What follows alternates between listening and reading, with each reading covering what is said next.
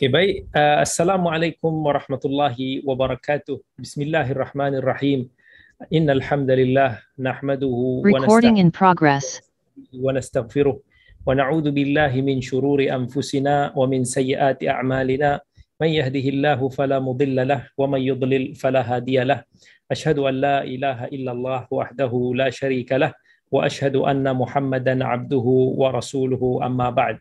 Alhamdulillah, segala puji bagi Allah di atas segala kurniaan nikmatnya yang telah memberikan kita lagi kesempatan untuk nak kita menyambung sesi yang ketiga kita dalam siri tadabbur suratul Baqarah.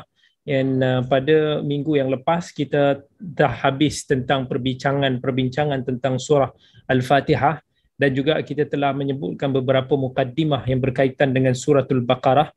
Kita dah sebutkan juga tentang beberapa nama yang berkaitan dengan suratul Baqarah. Kita dah juga sebut tentang keutamaan, fadilat suratul Baqarah.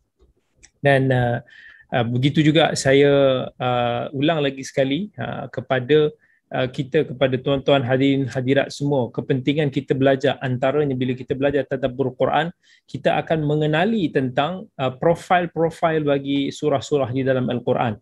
Selama ini masyarakat kita bila tahu tentang Quran, nak baca tentang Quran apa-apa ni, dia akan ingat surah Yasin sahaja.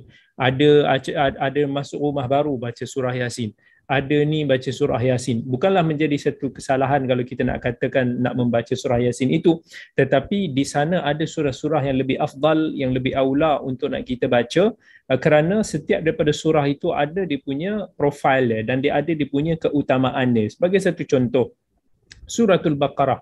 Suratul Baqarah ni satu surah yang selalu ataupun biasanya diabaikan oleh ramai masyarakat kita. Dan satu, kerana surah Al-Baqarah ini adalah surah yang terpanjang sekali. Yang keduanya adalah kerana kita ramai yang masih tidak mengenali tentang fadilat ataupun kelebihan suratul Baqarah daripada hadis-hadis yang sahih. Kita hanya tahu kelebihan beberapa surah pendek-pendek, tetapi suratul Baqarah ni kita tak tahu. Hari itu kita dah sebut bahawa suratul Baqarah ni dia adalah antara surah yang akan menerangi kita dekat akhirat nanti. Nabi SAW juga sebut suratul Baqarah ni juga boleh menjadi satu syafaat kepada diri kita dekat akhirat. Dibagaikan satu gumpalan awan yang besar ataupun himpunan kawanan burung. Di akhirat Nabi nak bagi tahu macam mana suratul Baqarah ni dia akan menjadi benteng ataupun pembela kepada kita di mahsyar kelak. Dan Nabi SAW sebut juga bahawa suratul Baqarah ni juga mempunyai banyak keberkatan dan meninggalkannya adalah merupakan satu penyesalan. Jadi suratul Baqarah ni sebenarnya sangat-sangat banyak kebaikan dia. Apatah lagi suratul Baqarah mengandungi antara ayat yang paling mulia sekali di dalam Al-Quran, iaitu ayatul kursi. Dan kemudian juga ada juga kelebihan-kelebihan. Contohnya Nabi SAW sebut kan, ayat kursi ini dalam hadis riwayat An-Nasa'i dan lain-lain, sesiapa yang membaca ayatul kursi selepas daripada dia salat, maka tak ada apa pun yang boleh menghalang dia daripada memasuki syurga. Begitu juga dalam suratul Baqarah ada dua ayat yang sangat penting, iaitu dua ayat terakhir dalam suratul Baqarah. Nabi SAW bagi tahu man qara'a bil ayataini min akhir suratil Baqarah fi lailatin kafatah. Sesiapa yang membaca dua ayat yang terakhir dalam suratul Baqarah. Apa dua ayat tersebut?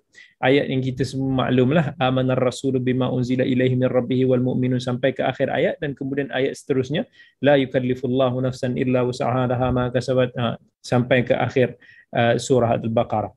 Ini Nabi SAW kata siapa yang membaca dua ayat ini pada malam hari, maka mencukupi buat dia.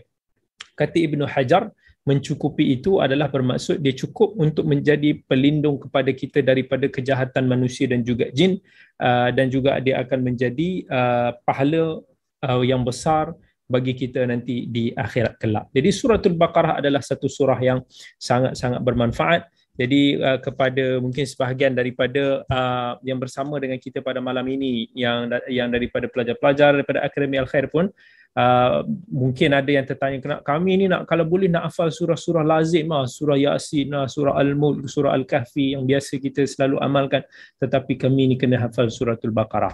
Inilah salah satu daripada training yang saya nak terapkan supaya kita jangan abaikan surah-surah yang sangat-sangat bermanfaat ini, dengan kita hanya fokus kepada surah-surah yang kita biasa sahaja. Jangan anggap bahawa surah Al-Baqarah ini surah yang kita tak boleh amalkan. Ramai ingat surah Al-Mulk, mungkin surah dalam surah-surah lazim, itu sahaja surah-surah yang kita boleh amalkan. Biasakan diri untuk mengamalkan surah yang terpanjang ini, iaitu suratul Baqarah. Dia adalah satu surah yang penuh dengan keberkatan, jangan kita sesekali tinggalkan. Di dalamnya ada banyak pedoman dan terlampau banyak pengajaran yang boleh kita ambil iktibar di dalam kehidupan. Suratul Baqarah. Dan kalau kita masuk rumah-rumah, kadang orang bila masuk rumah baru dibaca Yasin. Tapi sepatutnya kalau kita nak baca surah, kita baca surah Al-Baqarah. Suratul Baqarah ni kata Nabi SAW, siapa yang membaca di dalam rumahnya suratul Baqarah, maka rumahnya itu tidak dimasuki oleh iblis ataupun syaitan. Itu maka suratul Baqarah masih lebih aula untuk nak kita membaca suratul Baqarah berbanding dengan surah Yasin. Matalan, dalam perbahasan ini, jadi sangat banyaklah kelebihan suratul Baqarah yang sebahagian besarnya telah kita kongsikan pada minggu yang sudah. Jadi, pada minggu ini insya-Allah kita akan masuk kepada perbahasan yang seterusnya, iaitu kita masuk kepada perbincangan surah Al-Baqarah secara langsung. So kita akan cuba pada malam ini untuk tadabbur 5 ayat yang pertama daripada suratul Baqarah. Jadi kalau kita ada qari kita ataupun baca kita, saya suka bacaan Haji Hamid.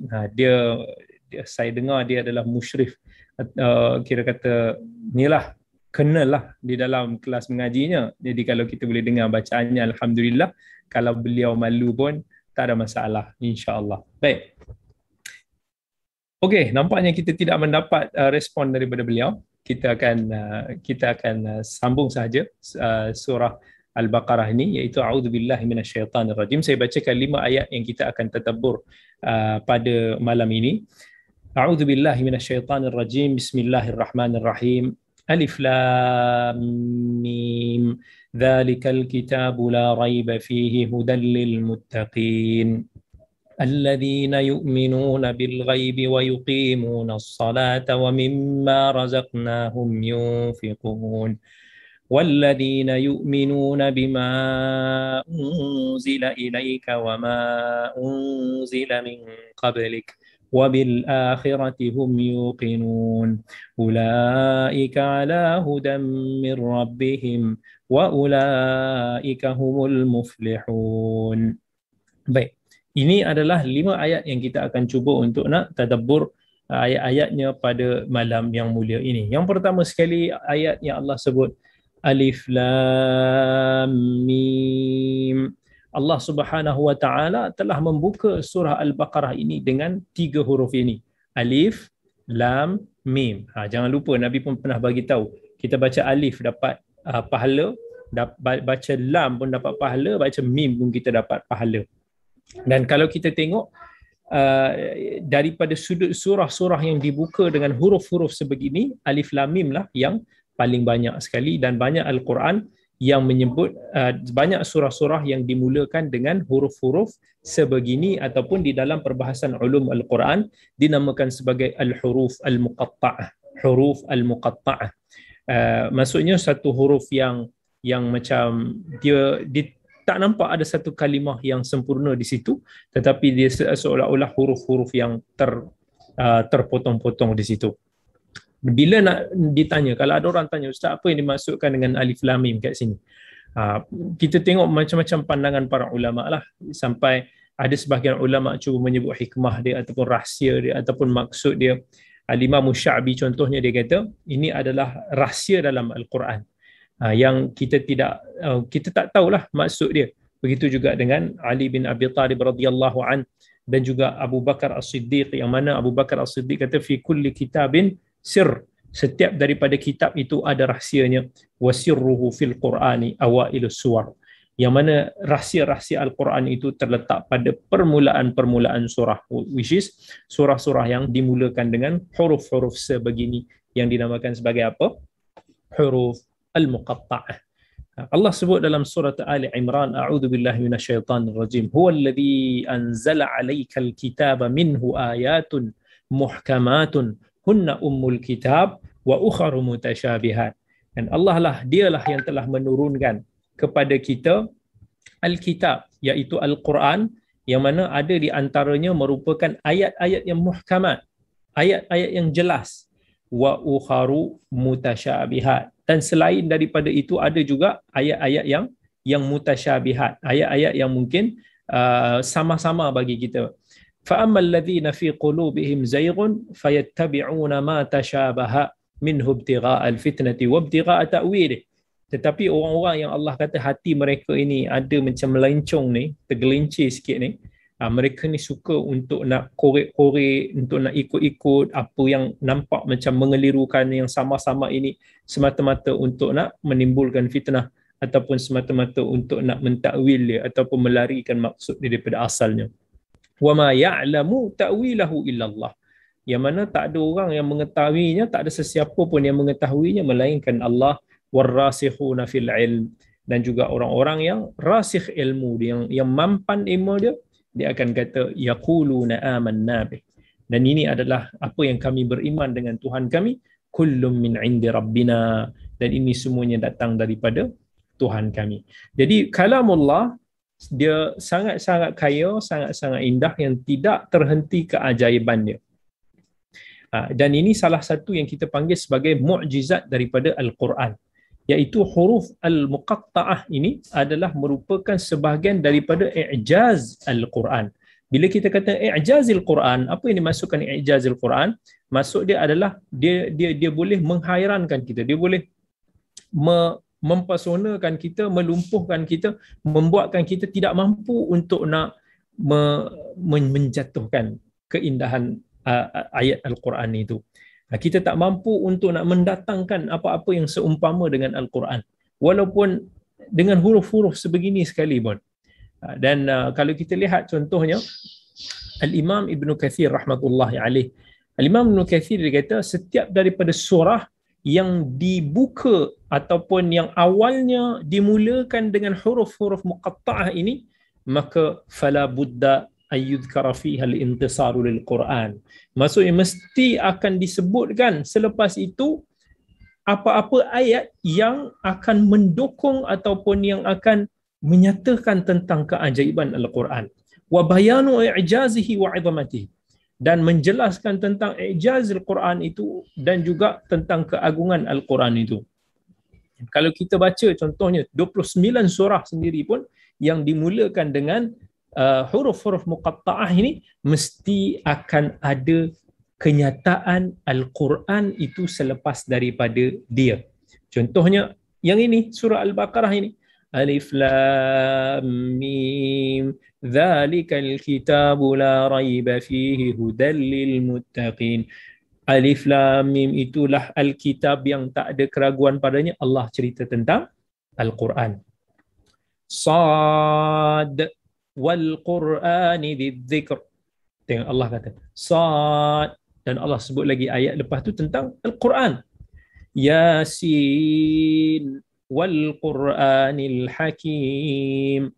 Lepas Allah sebut Yasin, Allah sebut wal Quran, juga Allah sebut tentang Al-Quran juga. Cari lagi apa-apa surah yang lain, mesti akan dinyatakan ayat-ayat yang berkaitan dengan Al-Quran selepas daripada itu. Mengapa? Apa hikmah dia? Antara hikmah yang disebutkan oleh para mufassirin, yang pertama sekali, antara mukjizat Al-Quran, keajaiban Al-Quran ini adalah ketinggian struktur ayat dia, keindahan, kesusastraan bahasa Arab itu sendiri. Ketika mana Allah menurunkan Al-Quran ini di tengah-tengah masyarakat Arab jahiliyah yang sangat terkenal dengan kesusastraan ataupun ketinggian bahasa mereka, yang mana mereka boleh cipta syair itu macam tu je, semudah petik jari mereka boleh mengalunkan, boleh melantunkan syair-syair yang begitu indah.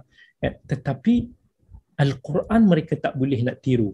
Al-Quran mereka tidak mampu untuk nak buat, dan Al-Quran membuatkan mereka sangat-sangat terpesona. Sebab tu orang-orang musyrikin Quraisy dulu dia kata la tasma'u li hadzal Quran. Dalam Al-Quran bila Allah cerita apa, orang macam mana kalimah-kalimah orang musyrikin Quraisy dulu, dia kata jangan kamu dengar Al-Quran, sebab dia kata Al-Quran ni sihir. Orang yang mendengarnya akan terpesona, orang yang mendengarnya mungkin hati dia akan berubah, akan terbuka. Maka Mereka dulu memperolok-olokkan Al-Quran. Sampai kan bila mana uh, bila disebutkan tentang Al-Quran ini, dia orang kata ini semua ciptaan orang-orang dulu, ini semua orang ni cipta, ini semua sihir dan sebagainya. Maka Allah Azza wa Jal cabar orang-orang Quraisy dulu. Allah kata apa? Datangkan seumpama dengan Al-Quran itu kalau kamu betul. Tetapi mereka tak mampu. Maka Allah bagi diskaun. Allah kata, wa in kuntum fi raibin mimma nazzalna ala abdina fa'tu bi suratin min mithlih. Kak Jini, ayat berapa tu? Wa in kuntum fi raibin mimma nazzalna. Kalau dengar, okey, ayat berapa tu? Ayat 23. Betul. Masya-Allah. Masya-Allah, Kak Jini sekarang ni pelajar kita yang sangat-sangat hebat lah di pelajar online Akademi Al-Khair. Masya Allah boleh jawab ayat 23, betul. Allah sebut dalam ayat tu apa dia? Kalaulah kamu merasakan keraguan dengan apa yang telah diturunkan kepada kamu, yakni Al-Quran, fa'tu bi suratin min mithlih. Maka datangkanlah satu surah yang seumpama dengan Al-Quran. Boleh tak kamu buat? Buat je satu surah.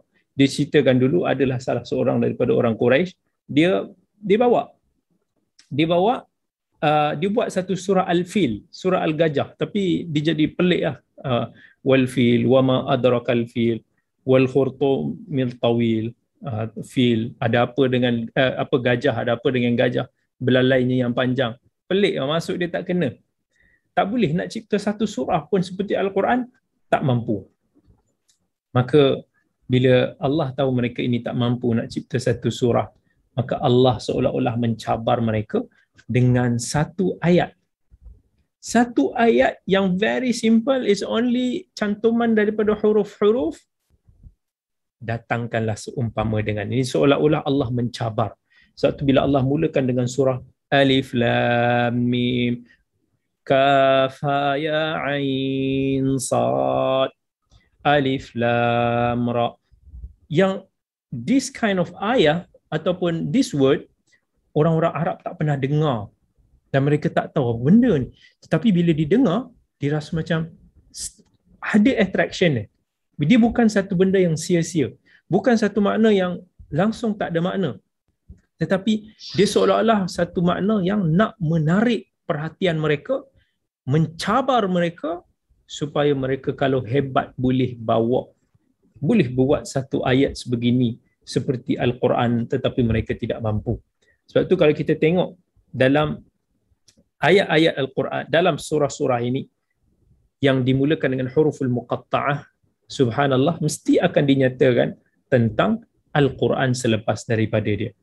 Dan tapi ada orang kata, dia kata ada juga few surah yang dia nampak macam dalam surah Maryam, surah Al-Qalam, surah Al-Ankabut contohnya, yang mana macam tak ada disebutkan directly ada cerita tentang Quran selepas daripada itu. Tapi kalau kita baca betul-betul, kita teliti betul-betul surah Maryam, walaupun disebut awal-awal Kaf Ha Ya Ain Sad, tetapi di dalam ayat ke-97 Allah cerita juga tentang Quran. Allah kata fa innama yassarnahu bilisanika litubashshira bihil muttaqin wa yundhira bihi qauman ludda. Allah cerita yang Allah mudahkan Al-Quran ini disebut dengan lisan-lisan kamu semua, kamu boleh membawa berita gembira kepada orang-orang yang bertakwa dan supaya kamu boleh memberikan peringatan kepada orang-orang lain. Surah Al-Ankabut, kan Allah ada juga cerita pasal Quran, awalam yakfihim anna anzalna alaikal kitaba yutla alaihim inna fi dhalika la rahmatan wa dhikra liqaumin yu'minun, ayat 51. Allah kata tidak cukuplah kepada mereka itu apa yang telah kami turunkan kepada kamu, iaitu Al-Kitab, yakni Al-Quran yang dibacakan ke atas mereka. Sesungguhnya Al-Quran itu merupakan rahmat dan merupakan peringatan kepada orang-orang yang beriman. Suratul Qalam, Nun wal qalami wa ma yasturun ma anta bi ni'mati rabbika bimajnun. Oh, kita pun kata tak ada pun sebutan Quran lepas daripada huruf Nun. Tapi kalau kita tengok dalam suratul Qalam, Allah sebut dalam ayat yang terakhir. Ayat akhir dia apa dia? Wa ma huwa illa dzikrun lil alamin. Ini juga menceritakan bahawa Allah kata tidaklah Al-Quran itu melainkan dia adalah peringatan kepada sekalian alam. Baik. Itu ayat yang pertama. Ayat yang kedua, zalikal kitabu la raiba fihi hudal lil muttaqin. Itu adalah kitab yang tiada keraguan padanya, yang menjadi petunjuk kepada orang-orang yang bertakwa. Zalikal kitab, itulah Alkitab, yakni Al-Quranul Karim, iaitu satu Alkitab yang sempurna, yang mana Allah sahajalah yang menurunkan Al-Quran ini, satu kitab yang bila Allah sebut zalika, satu isyarat. Zalika itu satu isyarat, kata mufassir, dia menunjukkan ke arah satu benda yang tinggi, satu benda yang mulia. Zalika, kan Allah tak kata ini, tetapi Allah kata zalika, itulah. Seolah-olah nak menggambarkan bahawa Al-Quran ini adalah satu kalamullah yang sangat tinggi kedudukannya. La raiba fi, yang tak ada keraguan. Bila Allah kata la kat sini, apa jenis dia? Kalau dalam bahasa Arab, la kat sini ni maksud dia nafiyatun lil jins. Maksudnya dia menafikan. Maksudnya benda itu Allah menafikan jenis itu. Tak ada keraguan tentang kebenaran, tentang kesahihan Al-Quran, yang mana Al-Quran itu diturunkan daripada Allah Azza wa Jal, sebagaimana yang Allah sebut dalam surah As-Sajdah, Tanzilul kitab la raiba fihi min rabbil alamin. Alkitab itu merupakan apa yang diturunkan, yang tak ada keraguan, datang turun daripada Rabbul Alamin.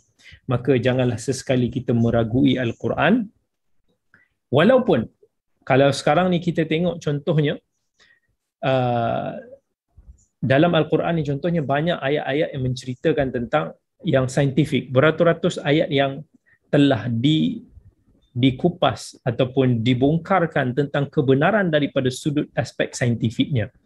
Dan kalau kita lihat, at least dalam 80% saintifik yang disebutkan di dalam Al-Quran ini telah dibuktikan kebenarannya. Jadi secara logiknya, apa yang telah dibuktikan dengan begitu banyak, 80% yang telah dibuktikan kebenaran Al-Quran ini, maka kita sangat yakin dan juga husnuzan kita dengan keimanan kita bahawa yang berbaki yang kita masih lagi tak tahu dia punya hikmah dan rahsia dia itu, kita yakin bahawa ia juga adalah benar. So ada benda yang kita tak boleh nak buktikan daripada sudut saintifik. Dan kita, jin-jin ni pun kita tak boleh nak buktikan secara saintifik. Walaupun kita tahu dia wujud, kita merasakan. Benda yang berkaitan dengan alam ghaib, kita masih lagi tidak boleh proof daripada sudut rule of physics-nya tentang alam semesta ni. Kita masih banyak tak tahu tentang rahsia-rahsia tersebut. Tetapi banyak rahsia-rahsia yang ada di bumi ini yang telah kita tahu. Kan, apa yang diisyarat-isyarat dinyatakan dalam Al-Quran yang merupakan i'jazul ilmi, benda-benda yang penemuan-penemuan saintifik yang mengagumkan, menunjukkan tentang kebenaran Al-Quran itu.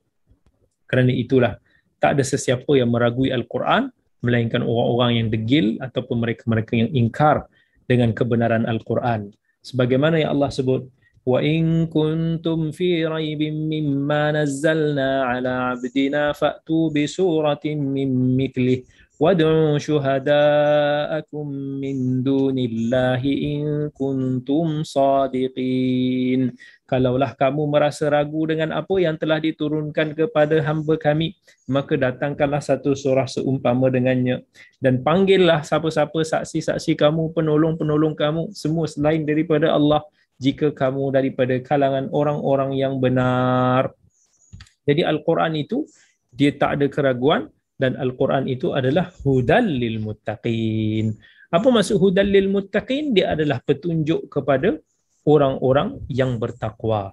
Petunjuk daripada sudut apa? Daripada sudut aqidahnya, daripada sudut syariah ibadah yang telah ditaklifkan Allah kepada para hamba-Nya.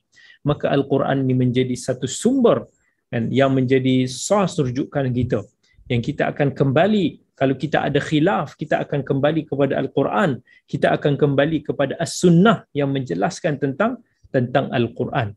Hudan lil muttaqin. So ingat, Al-Quran ni dia bukan kitab saintifik. Walaupun di dalam Al-Quran itu mengandungi banyak elemen-elemen mukjizat berkaitan dengan saintifik, tetapi Al-Quran is not talking about scientific. Maksudnya kita jangan duk ingat Al-Quran ni macam benda yang apa-apa kita kupas, kita fokus ke arah benda-benda. Nak cari tentang geografinya, nak cari tentang engineeringnya dalam Al-Quran. Al-Quran is kitab petunjuk. Apa-apa yang disebutkan di dalam Al-Quran itu hanya untuk menjadi satu ayat, menjadi satu petanda tentang kekuasaan Allah, menjadi satu petanda, satu isyarat, satu yang memberikan kesedaran dan petunjuk kepada siapa? Orang yang bertakwa. Apa yang dimaksudkan dengan takwa? Takwa ni dia diambil daripada perkataan al-wiqayah. Al-wiqayah. Kalimah at-taqwa yang berkaitan juga dengan kalimah-kalimah taqwa ni banyak disebutkan dalam Al-Quran. Lebih kurang 240 tempat di dalam Al-Quran.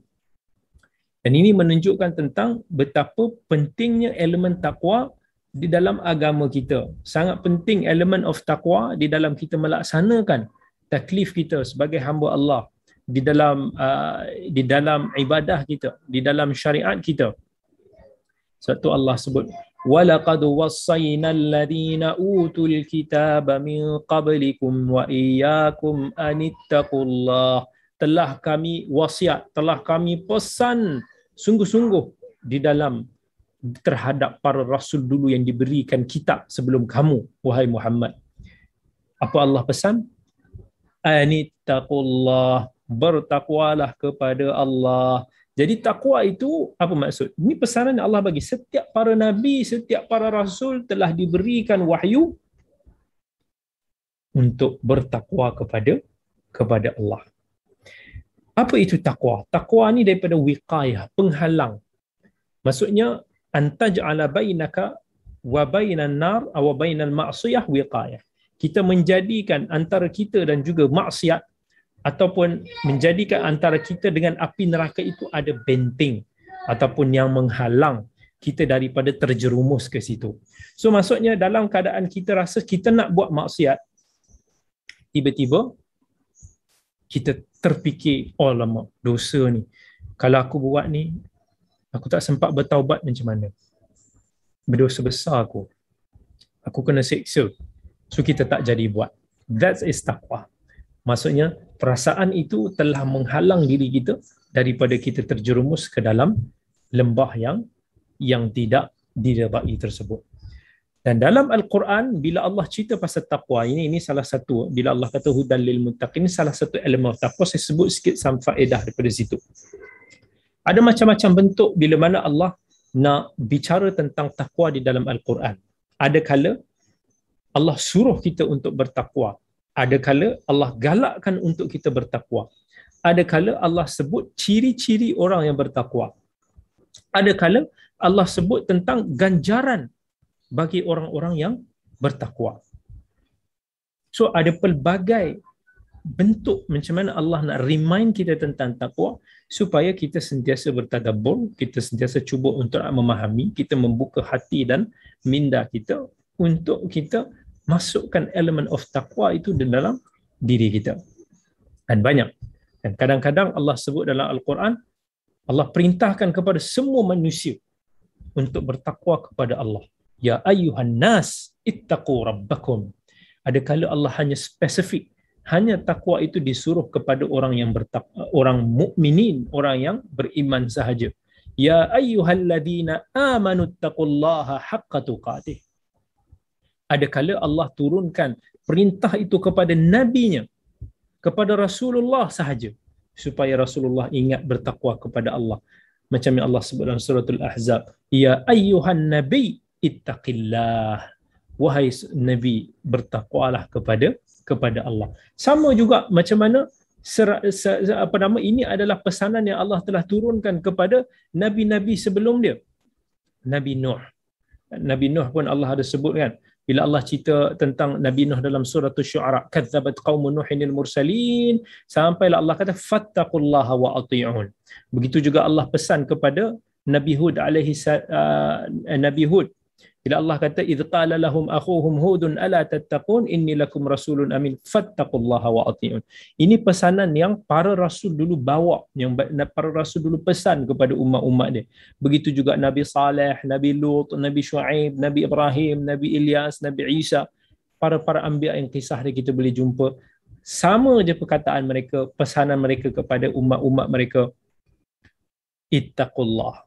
Nabi Ilyas kata idz qala liqaumihi ala tattaqun. Ingatlah ketika dia berkata kepada kaumnya, tidakkah kamu bertakwa?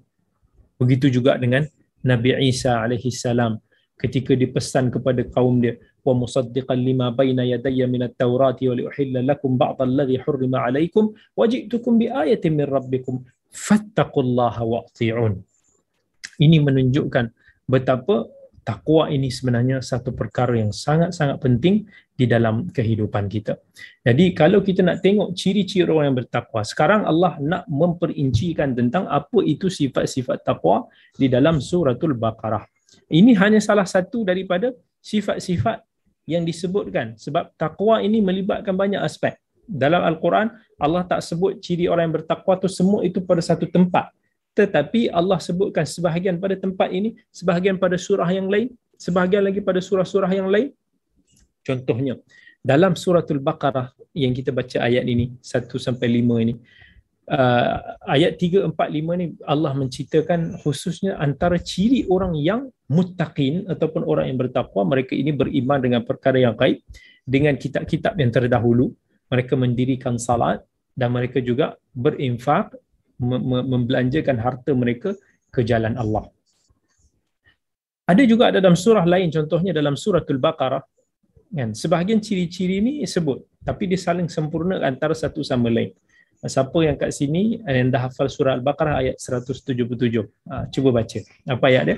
Laisal birra an tuwallu wujuhakum qibala al-masyriqi wal maghrib walakinnal birra man amana billahi wal yawmil akhir wal malaikati wal kitabi wan nabiyyin wa atal mala ala hubbihi dhawil qurba wal yatama wal masakin wa ibnas sabil was sa'ilina wa fir riqabi wa aqama as-salata wa ata az-zakata wal mufuna bi ahdihim idza ahadu was sabirina fil ba'sa'i wad dharra'i wa hinal ba's ulaika alladhina sadaqu wa ulaika humul muttaqun.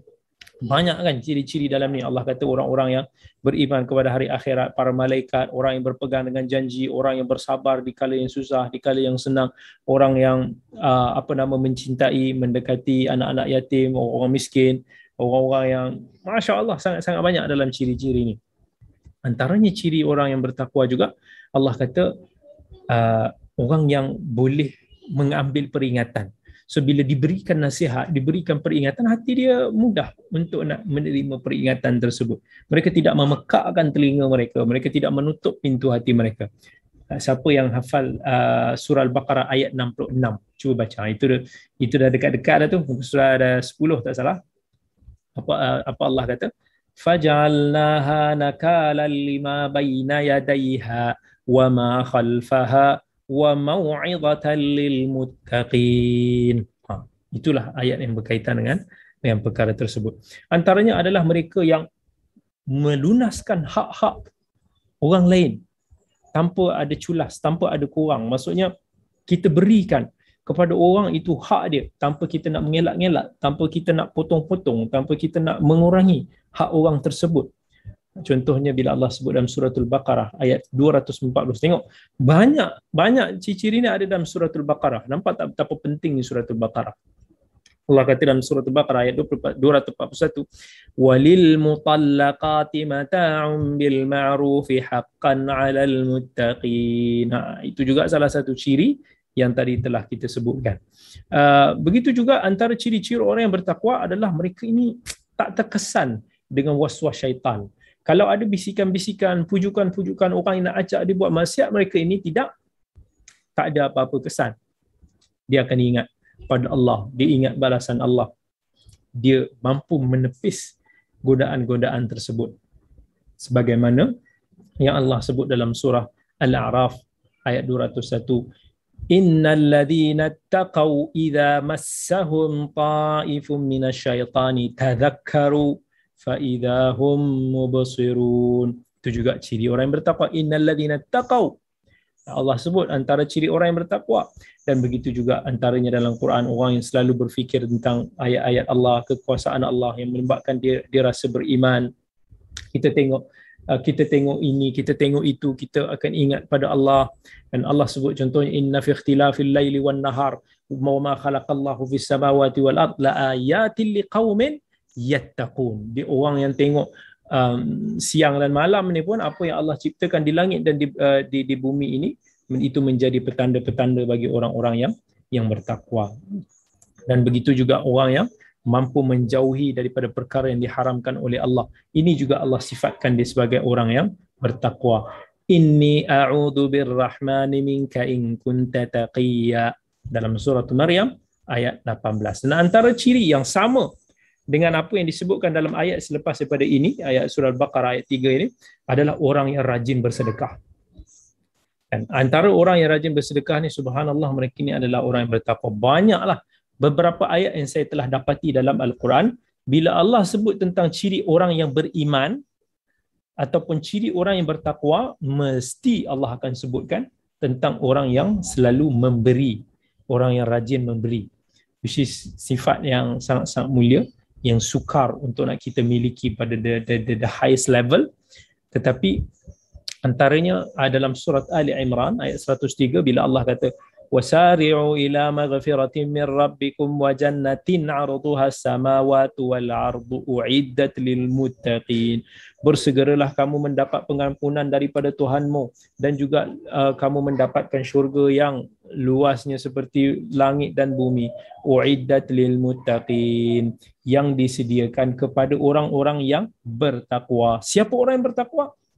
Ayat yang seterusnya sebut alladzina yunfiquna fis sarra'i wad dharra'i wal kadhimina al ghaidha wal 'afina 'anil nas.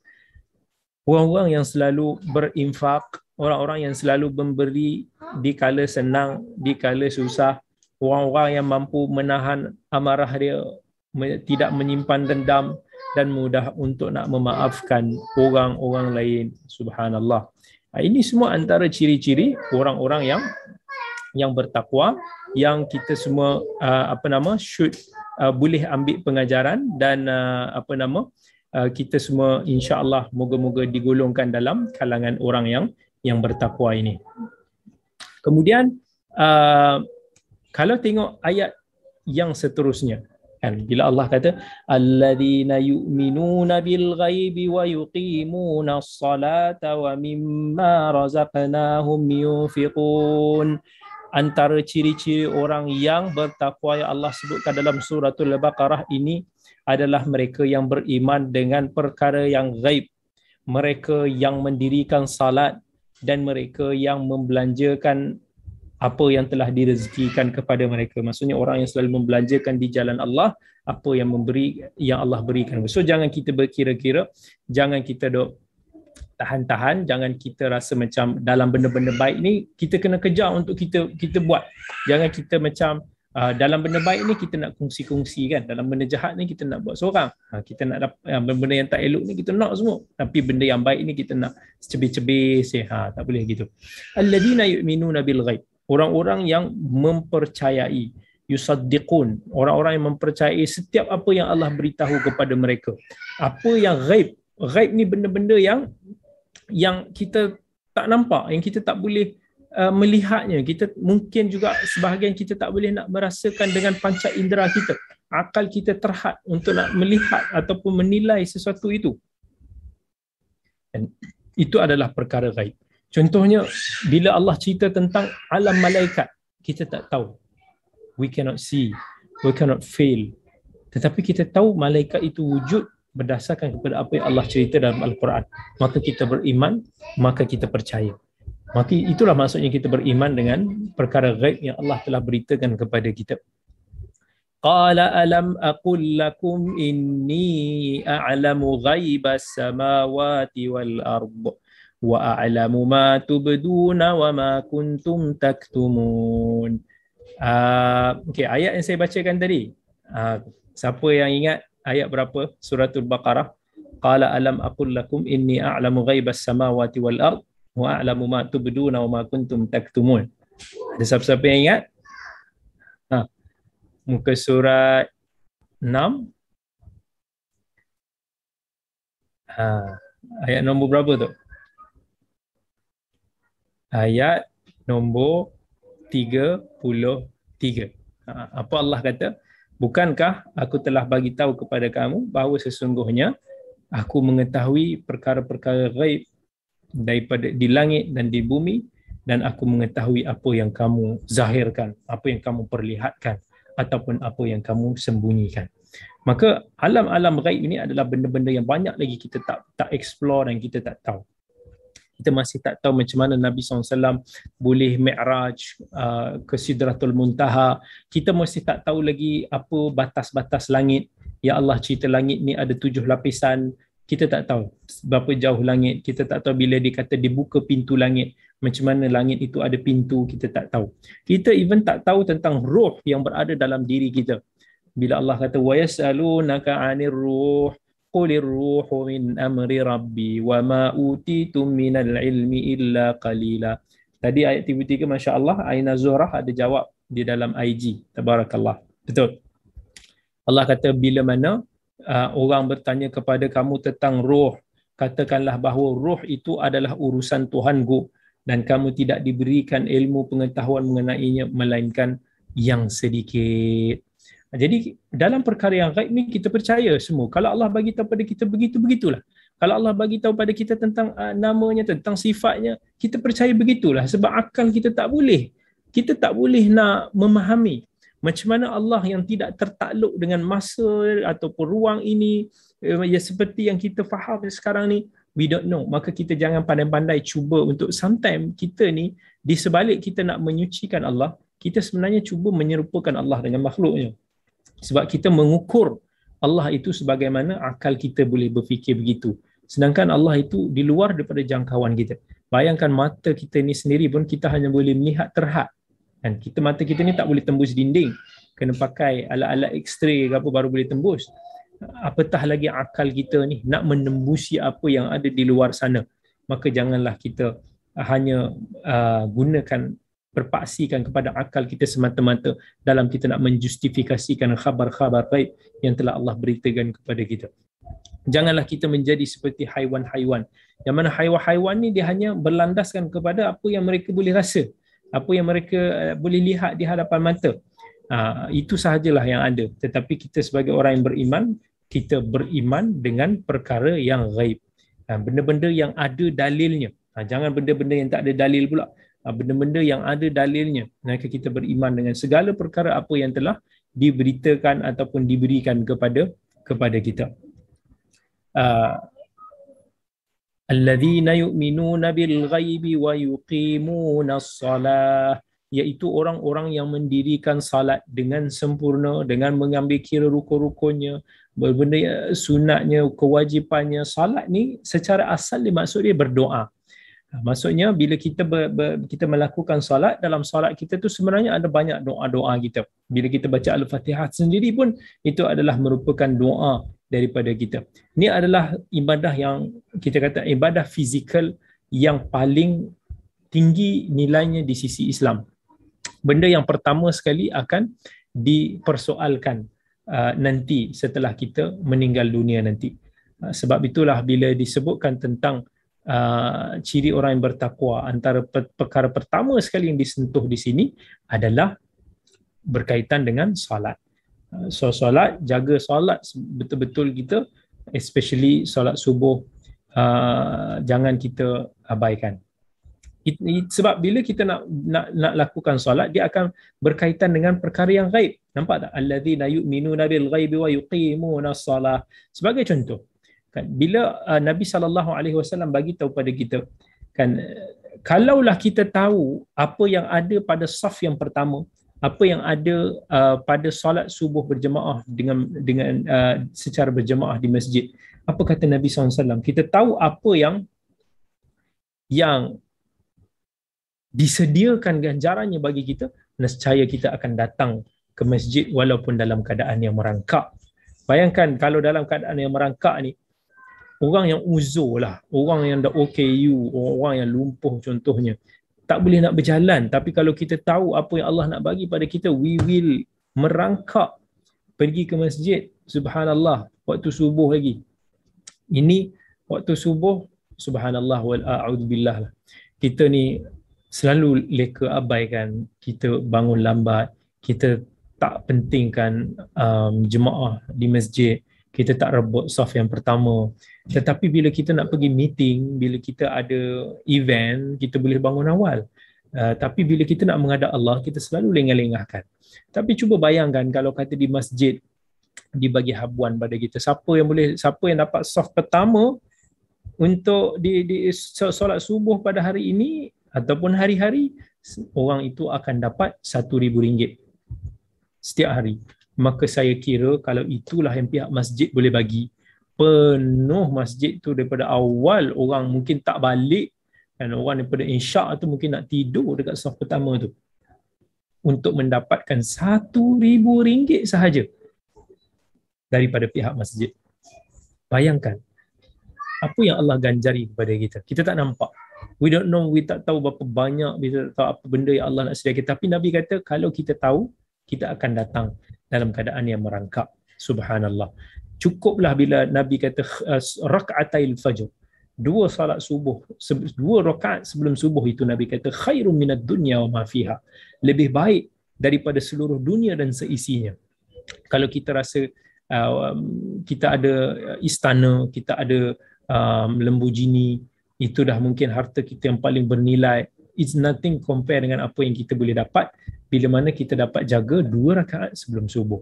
Dan kalaulah kita nampak apa yang Allah nak sediakan kepada kita, we will do it. We will merangkak. Kita akan berebut-rebut kan, sampai mungkin bergaduh-gaduh untuk nak mendapatkan habuan tersebut. Tetapi sebab apa? Lemahnya keimanan kita terhadap perkara yang gaib. Gaib yang kita tak nampak ni, pahala-pahala yang Allah nak bagi tu kita tak nampak. Kita tahu, tapi keimanan tu is not really strong enough. Dan kita minta semoga Allah kurniakanlah kita keimanan yang baik, moga-moga.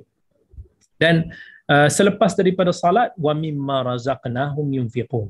Ini antara ciri bertakwa. Allah sebut selepas daripada salat, maka Allah sebut tentang orang yang selalu membelanjakan hartanya di jalan Allah.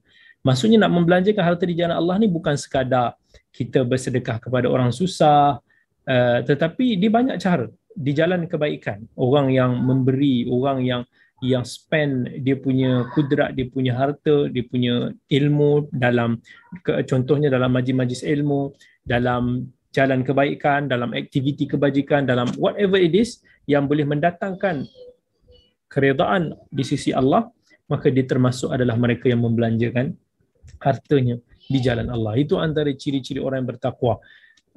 Orang-orang yang insya-Allah dia akan dijauhi daripada api neraka, sebab mereka ini telah disifatkan. Orang yang bertakwa adalah orang yang ada benteng antara dia dengan api neraka, ada benteng antara dia dengan azab Allah. Kerana itu orang bila dah mati nanti baru dia nak kembali ke dunia untuk dia nak bersedekah. Tengok ayat 10 dalam suratul Munafiqun. Allah kata wa anfiqu mimma razaqnahum min qabli an ya'tiya ahadakumul maut fayaqul rabbi laula akhartani ila ajalin qarib la asaddaqan. Bila kita nak mati nanti, Allah kata apa? Ramai orang yang dia akan mengatakan, ya Allah, tangguhkanlah sikit ajalku supaya aku boleh bersedekah. Itu adalah ibadah yang kita terfikir untuk kita lakukan. Bukannya kita buat amal ibadah lain, tapi kita fikir pasal sedekah. Bila masa tu mungkin kita akan tahu betapa besarnya habuan yang Allah sediakan, gantian yang Allah janjikan untuk berikan kepada kita. Masa itulah kita menyesal kenapa we keep on simpan kita punya dunia ini sampai kita tidak laburkan dia untuk mendapatkan habuan dan ganjaran investment kita dekat akhirat. Masa ni keimanan kita sangat lemah sebab kita tak nampak. Kita tahu, tetapi kita tak boleh nak beramal sebab we not really truly believe on it. Benda yang kita betul-betul percaya, we'll do. Contohnya kalau kita yakin 300% melabur dekat bursa ni ke, dekat syarikat ni ke akan membawa keuntungan yang berganda, we will not hesitate kalau kita betul-betul yakin untuk kita letakkan harta kita dengan jumlah yang banyak ke situ. Dan sebab kita tahu dan kita yakin bahawa dia akan mendatangkan pulangan yang berganda. But bila it comes to amal saleh, kita punya persepsi berbeza. Itulah. Okay. Kemudian antara ciri orang yang bertakwa Allah sebut adalah walladzina yu'minuna bima unzila ilaika wa ma unzila min qablik wa bil akhirati hum yuqinun, iaitu orang-orang yang beriman dengan apa yang diturunkan kepada kamu, yakni Al-Quran, wa ma unzila min qablik, dan juga kitab-kitab sebelum kamu, wa bil akhirah, dan juga mereka beriman dengan hari akhirat. Apa ciri yang pertama selain daripada beriman dengan Al-Quran? Allah kata kita beriman, kita first kali kita beriman dengan para rasul, apa yang diturunkan kepada para rasul sebelum kamu. So kita beriman dengan para rasul yang diutuskan di kalangan mereka, walaupun sebahagian nama para rasul itu ada yang sebahagian kita tahu berdasarkan wahyu daripada Al-Quran dan hadis, dan sebahagian nama-nama para rasul yang lain kita boleh tahu daripada sumber-sumber Israiliyat. Okay. Sebagai faedah, apa beza antara rasul dengan nabi? Dan ada beberapa pandangan para ulama dalam hal ini, tapi pandangan yang terpilih ialah para nabi ialah mereka yang diberikan wahyu oleh Allah tetapi tak diperintahkan untuk menyampaikannya kepada manusia sebagaimana para rasul. Para nabi, dia tak bawa seruan ataupun syariat yang baru, tetapi peranan nabi ini adalah untuk nak memperingatkan manusia kepada risalah yang disampaikan oleh para rasul. Contoh, Nabi Musa alaihi salam, seorang rasul yang diturunkan kepadanya syariat Taurat dari dalam kalangan Bani Israel. Selepas Nabi Musa pun maksudnya ada lagi para nabi yang lain yang mana mereka ni akan ingatkan Bani Israel tentang syariat Taurat, sebagaimana Allah sebut dalam surah Al-Maidah, inna anzalna at-taurata fiha hudan wa nur yahkumu biha an-nabiyyuna alladhina aslamu. Sesungguhnya kami telah menurunkan kitab Taurat yang mengandungi petunjuk dan cahaya yang menerangi. Melalui kitab itu, para nabi yang menyerah diri kepada Allah. Ramailah para nabi yang berhukum dengan kitab Taurat. Okay. Sebahagian daripada para ulama berpandangan bahawa Nabi Nuh adalah merupakan rasul yang terawal. Bukan Nabi Adam. Nabi Nuh, rasul. Berdasarkan kepada firman Allah, inna auhayna ilaik kama auhayna ila Nuhin wan nabiyyina min ba'dih. Allah kata sesungguhnya kami telah memberikan wahyu kepadamu wahai Muhammad, sebagaimana kami telah memberikan wahyu kepada Nuh dan para nabi yang diutuskan selepasnya. Begitu juga misalnya Allah sebut dalam surah Al-Hadid, walaqad arsalna Nuhan wa Ibrahim wa ja'alna fi dhurriyyatihim an-nubuwwata wal kitab. Dan sesungguhnya kami telah mengutuskan Nuh dan Ibrahim. Yang mana Nuh dan Ibrahim ni dua-dua ni boleh katakan sebagai bapa para nabi lah, yang kami telah jadikan pada keturunan kedua-duanya mereka yang mendapat kenabian dan juga telah menerima kitab. Kenapa bukan Nabi Adam rasul yang terawal? Sebab masa tu manusia masih lagi sangat sikit. Masa tu hanya terdiri daripada zuriat-zuriat dia, ataupun orang-orang yang belum lagi berselisih dalam aspek tauhid. Kemudian bila keturunan dan family dia semakin ramai, beranak pinak, dan beberapa generasi selepas itu mula melupakan ajaran Allah, barulah diutuskan para rasul. Dan ini berdasar kepada firman Allah dalam suratul Baqarah, kana an-nasu ummatan wahidah fab'atsallahu an-nabiyyina mubashshirina wa mundhirin. Pada mulanya manusia itu adalah umat yang satu, maksudnya mengikut agama Allah yang satu. Tapi setelah mereka berselisih, maka Allah utuskan para nabi sebagai pemberi khabar gembira kepada orang-orang yang beriman dan pemberi amaran kepada orang-orang yang ingkar. Begitu juga ada dalam hadis riwayat Al-Bukhari, masa manusia ni merayu-rayu nak dapat syafaat, manusia datang kepada Nabi Adam, lepas tu datang berjumpa dengan Nabi Nuh, dan apa kata orang-orang kepada Nabi Nuh? Ya Nuh, anta awwalur rusuli ila ahlil ard. Wahai Nuh, kamulah rasul yang terawal diutuskan kepada penduduk di bumi. Jadi Nabi Nuh adalah rasul yang pertama diutuskan kepada kaumnya selepas berlakunya syirik. Manakala kalaulah kita nak kata Nabi Adam itu juga memiliki kerasulan, maka kerasulan itu untuk dirinya sendiri dan juga ahli keluarganya before berlakunya kesyirikan. Okey. Itu antara aspek-aspek yang berkaitan dengan kita beriman dengan apa yang diturunkan sebelumnya. Selain daripada kitab-kitab itu, juga para rasul yang diberikan, yang telah diutuskan sebelumnya. Dan kemudian kita beriman dengan kehidupan selepas kematian, iaitu bermula daripada alam barzakh. Bila kita meninggal, kita dah masuk ke dalam kubur, maka di situlah bermulanya alam barzakh kita. Dan ada satu ayat yang menceritakan tentang kubur, bila Allah kata tentang Fir'aun. Bila Allah cerita dalam suratul Ghafir, Allah kata wahaqa bi ali fir'auna su'ul 'adzab annaru yu'raduna 'alaiha ghuduwan wa 'ashiyya wa yawma taqumus sa'atu adkhilu ala fir'auna ashaddal 'adzab. Dan Fir'aun bersama kaumnya ditimpa dengan seburuk-buruk azab siksa. Mereka didedahkan dengan bahang api neraka. Didedahkan itulah para mufassirin kata masa dia dikubur dia sekarang, dia telah diperlihatkan bahang api neraka pada waktu pagi dan petang semasa dalam alam barzakh ini. Dan kemudian bila berlakunya hari kiamat, maka akan dikatakan kepada Fir'aun dan para pengikut dia, masuklah kamu ke dalam azab yang paling berat. So bila kita beriman dengan hari akhirat, dia merangkumi beberapa bentuk keimanan. Antaranya kita beriman dengan tanda-tanda kiamat. So ada banyak tanda-tanda kecil lah kiamat. Ada yang dah berlaku, ada yang tengah berlaku, ada yang belum berlaku dan sedang berlaku. Manakala tanda besar kiamat pula ada 10 yang dah disebutkan di dalam hadis riwayat Muslim. Nabi kata akan berlakunya terjadi asap yang tebal, dukhan, keluarnya Dajjal, ada keluarnya dabah, binatang yang melata, keluarnya Ya'juj Ma'juj, turunnya Isa alaihi salam, berlakunya 3 jenis penenggelaman di timur, barat dan tanah Arab, munculnya api yang marak daripada Yaman dan terbitnya matahari daripada barat.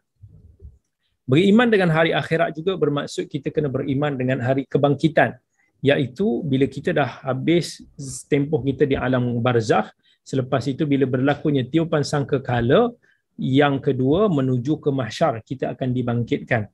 Allah sebut wa nufikha fis suri fa idahum minal ajdathi ila rabbihim yansilun. Dan apabila ditiupkan sangkakala kedua yang menghidupkan orang yang dah mati, maka kesemuanya segera bangkit keluar daripada kubur masing-masing untuk menghadap Tuhannya. Kemudian beriman dengan hari akhirat juga bermaksud kita beriman dengan hari perhitungan, hari hisab yang agung di hadapan Rabbul Alamin. Ketika itulah manusia akan ditenggelami oleh peluhnya yang sendiri, dibentangi amalan, diletakkan neraca timbalan amal. Masa itulah manusia akan diqisas, kan, perhitungan balas, akan melalui titian as-sirat dan pelbagai lagi situasi suasana yang sangat mengerikan. Antaranya Allah sebut wa nad'ul mawazinal qista liyaumil qiyamah fala tudlamu nafsun syai'a wa in kana mithqala habatin min khardalin ataina biha wa kafa bina hasibin. Dan ingatlah, kami akan meletakkan neraca timbangan yang adil untuk menimbang amalan makhluk pada hari kiamat, maka tak ada sesiapa pun yang akan teranaya sedikit pun, dan jika amalnya itu seberat biji sawi sekalipun, nescaya kami akan mendatangkannya untuk ditimbang dan dihitung. Cukuplah kami sebagai penghitung. فَأَمَّا مَنْ أُوتِيَ كِتَابَهُ بِيَمِينِهِ فَسَوْفَ يُحَاسَبُ حِسَابًا يَسِيرًا وَيَنْقَلِبُ إِلَى أَهْلِهِ مَسْرُورًا وَأَمَّا مَنْ أُوتِيَ كِتَابَهُ وَرَاءَ ظَهْرِهِ فَسَوْفَ يَدْعُو ثُبُورًا وَيَصْلَى سَعِيرًا.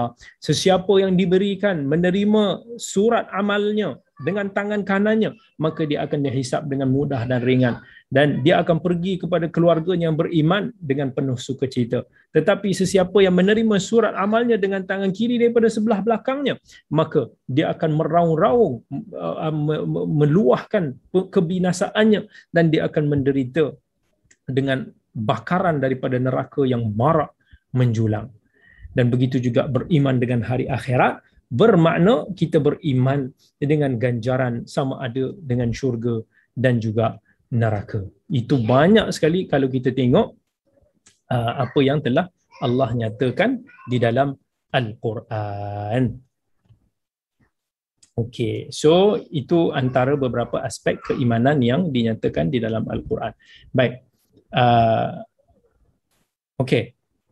Jadi insya-Allah kita akan sambung kita punya siri ini pada minggu hadapan, dan saya nak jawab ada satu persoalan yang diberikan berkaitan dengan tadabbur Al-Quran juga, tetapi dia adalah satu isu yang ditanyakan kat di sini, iaitu kalau saya boleh berikan sedikit ulasan dengan tafsiran yang diberikan tentang surah Al-Ikhlas. Surah Al-Ikhlas yang dikatakan oleh sesetengah pihak bahawa bila dikatakan qul huwallahu ahad, huwa di situ merujuk kepada Rasulullah, bukannya Allah. Okey. Jadi kita akan bahaskan isu ni sebab dalam apa yang diperdengarkan kepada saya itu seolah-olah pihak terbabit cuba untuk mengatakan bahawa Nabi SAW adalah seperti puppet. Seolah-olah bila Nabi bercakap itu Allah yang bercakap sebenarnya, tapi Nabi itu bercakap bagi pihak Allah. Bila apa yang Nabi SAW buat, seolah bila dikatakan puppet ni macam apa yang bertali tu, macam boneka. Seolah-olah Nabi itu sebenarnya yang bercakap dia adalah Allah. Dan dia menggunakan apa yang dikatakan sebagai tafsiran bagi qul huwallahu ahad. Katakanlah huwa itu adalah Muhammad dan Allah itu adalah yang satu. Seolah-olah Allah dan Muhammad itu adalah satu. So ini adalah satu tafsiran pandangan yang berbahaya, dan insya-Allah saya akan bahaskan isu ini daripada 3 sudut. Yang pertama, kita kena tengok daripada sudut i'rab. Okay, bila dikatakan qul huwallahu ahad, qul kat sini katakanlah. Qul adalah merupakan fi'lu al-amr. Fi'l al-amr iaitu perbuatan suruhan, menyuruh. Yakni katakanlah. Qul, katakanlah, berbentuk suruhan. Siapa yang kena kata ataupun siapa fa'ilnya? Sudah tentu perintah Allah itu adalah untuk siapa? Untuk Rasulullah sallallahu alaihi wasallam. Bagindalah yang kena katakan sebagaimana yang telah Allah perintahkan. Kan banyaklah sebenarnya kalimah qul sebegini di dalam Al-Quran, dan ianya memang sudah sedia maklum. Bila ada dalam ayat-ayat tu katakan qul, maksudnya Allah kata kat Nabi kita Muhammad, katakanlah. Jadi fa'il ataupun pembuatnya, which is Nabi SAW, tidak disebutkan, iaitu mustatir. Takdir dia, katakanlah kamu wahai Muhammad. Huwallahu ahad. Huwa kat sini, apa i'rab dia? Dia ada 2 wajah macam mana kita nak i'rab huwa. Pertama, dia adalah merupakan kata ganti dhamir asy-sya'n, iaitu siapa yang sedang diperkatakan tentang keagungannya ini? Allah. Yakni Allahu ahad. Allah itu esa. Tiada duanya.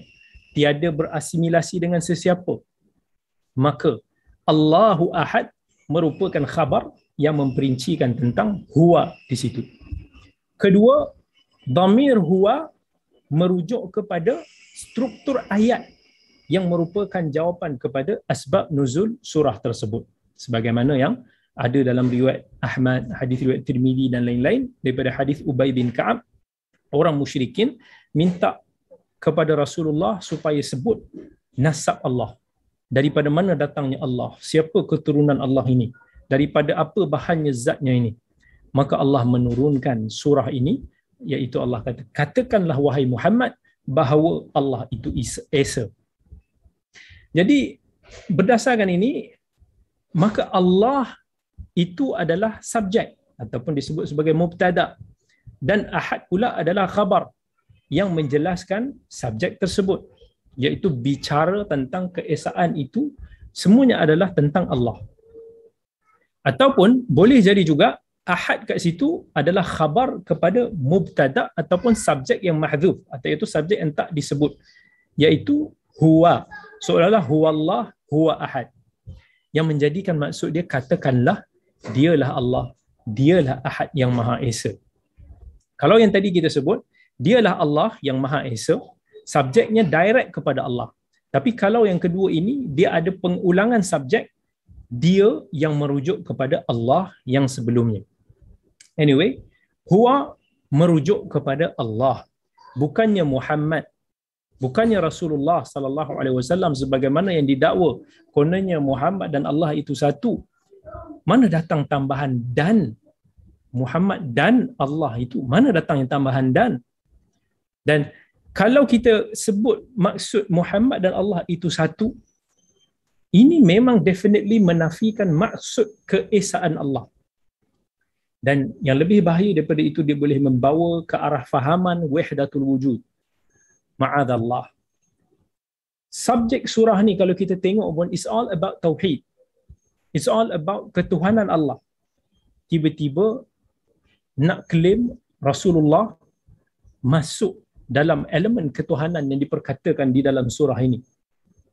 Siapa daripada para salafus salih yang faham seperti kefahaman yang didakwa ini? Seolah-olah pihak tersebut mengatakan Rasulullah ni hanya macam puppet kepada Allah yang dimainkan dengan tali boneka. So segala perbuatan Nabi itu sebenarnya Allah. Habis tu kan dalam Quran bila Allah tegur Nabi, berapa kali Allah tegur Nabi kita sallallahu alaihi wasallam? Adakah Allah tegur diri sendiri?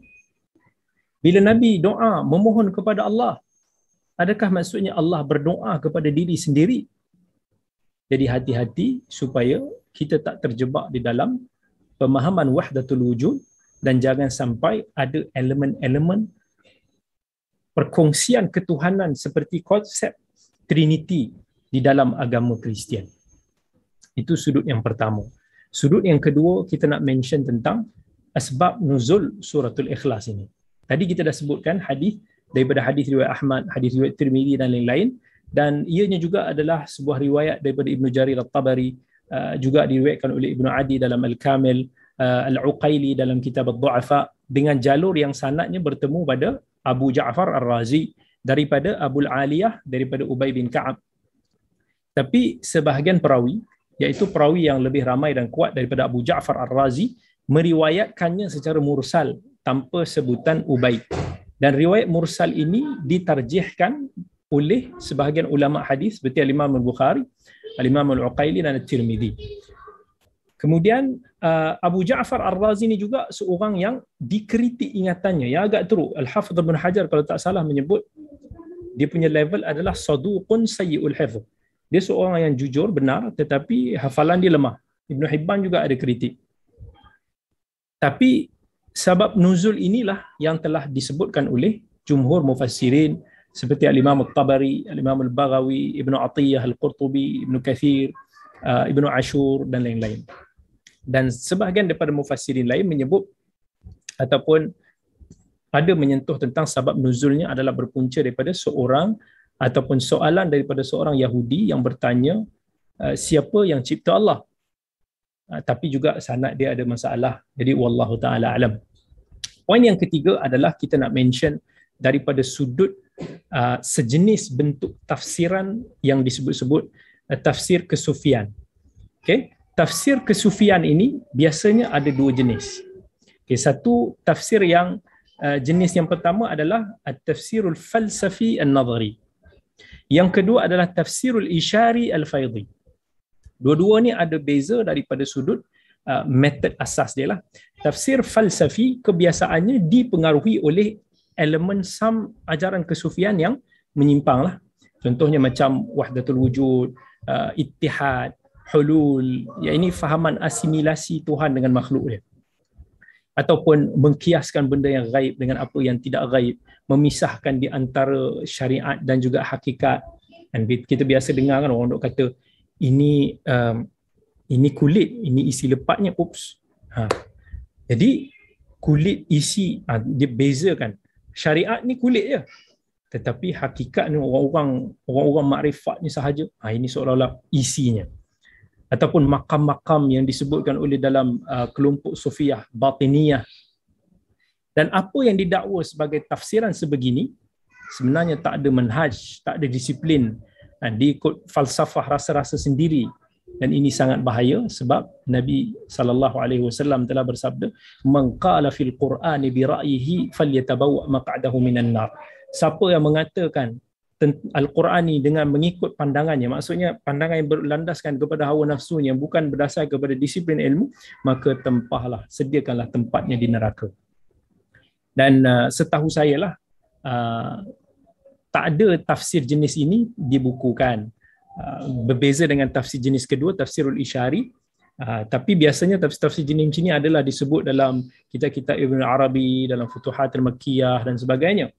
Tapi jenis yang kedua, yang dikatakan sebagai tafsir al-isyari, yang bermaksud takwil nas Quran dengan suatu makna yang tidak zahir, tetapi based on some kind of hint ataupun isyarat yang difahami oleh seseorang.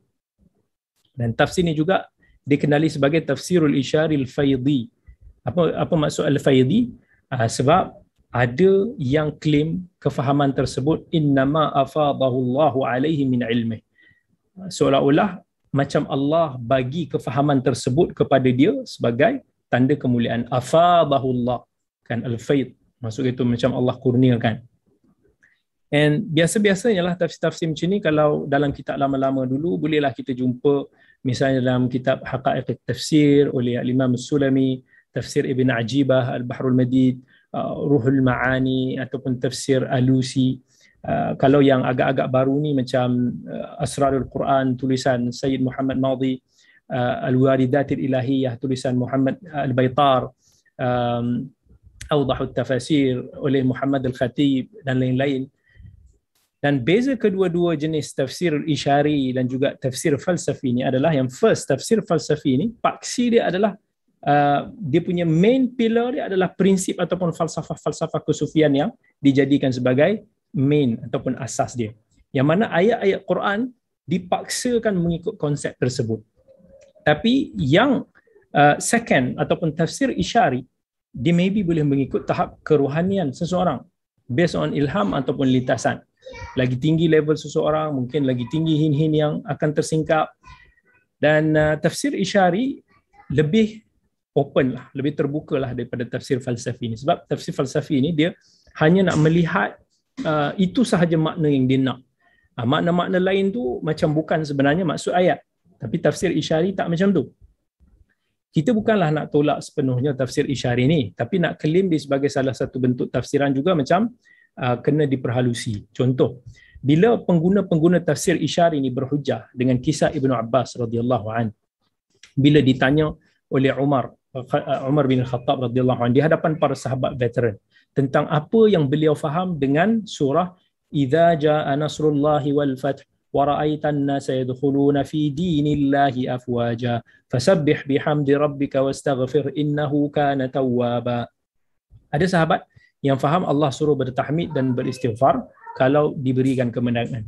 Tetapi Ibnu Abbas dia kata surah ini adalah merupakan petanda ajal ataupun isyarat hampirnya ajal Rasulullah sallallahu alaihi wasallam yang Allah nak hin kepada baginda sallallahu alaihi wasallam.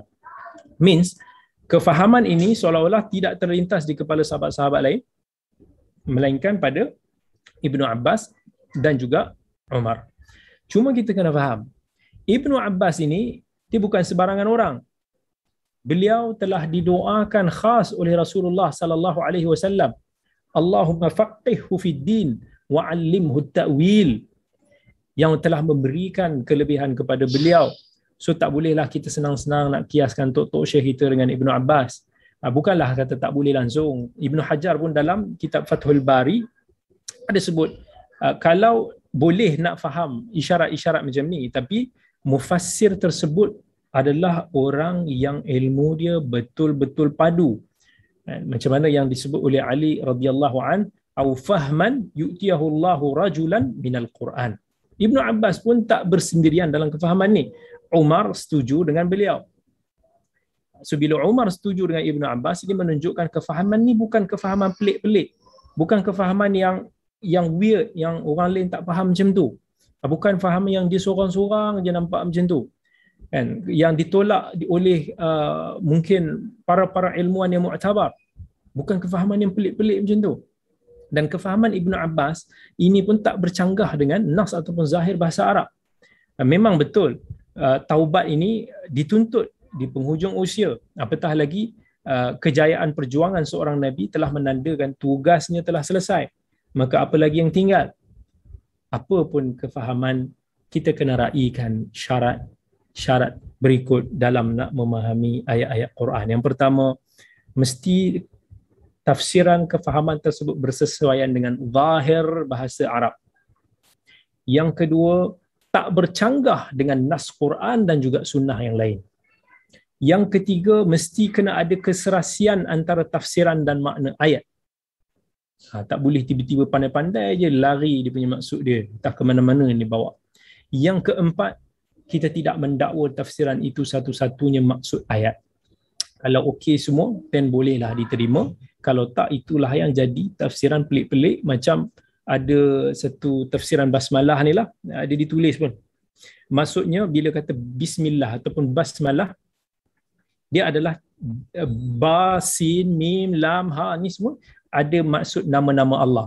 Ba ni al-basir, sin ni as-sami', mim ni mubdi, lam ni al-latif, ha ni hadin. Lepas tu ada yang kata pula basmalah ni ada 4 kalimah yang melambangkan 4 sudut, barat, timur, utara, selatan. Dan saya pernah baca ni. Dan dia ada 19 huruf. Setiap huruf ni mewakili 19 malaikat penjaga neraka. Ya Allah sebutkan alaiha 19. Sebenarnya lah ada 5 kalimah. Sebab bismillah ataupun basmalah, ba kat situ adalah huruf jar. Yang huruf jar ni kalimah asing lah. Dan kemudian kalau kita nak kira pun, dia sebenarnya lebih daripada 19 huruf pun. So kalau kita nak main-main, nak pandai-pandai je nak sebut benda-benda yang pelik-pelik, janganlah melanggar daripada kriteria piawaian-piawaian telah disebutkan oleh para ahli tafsir. Kalau tidak, semua orang sembrono akan nonong je dok sebut tafsiran Al-Quran mengikut kepala masing-masing, mengikut hawa nafsu masing-masing, mengikut kehendak emosi masing-masing. Wallahu ta'ala alam. Jadi sekadar itu sahaja dulu perkongsian kita pada malam ini. Aqulu qawli hadha wa astaghfirullahal azim li wa lakum. Wassalamualaikum warahmatullahi wabarakatuh.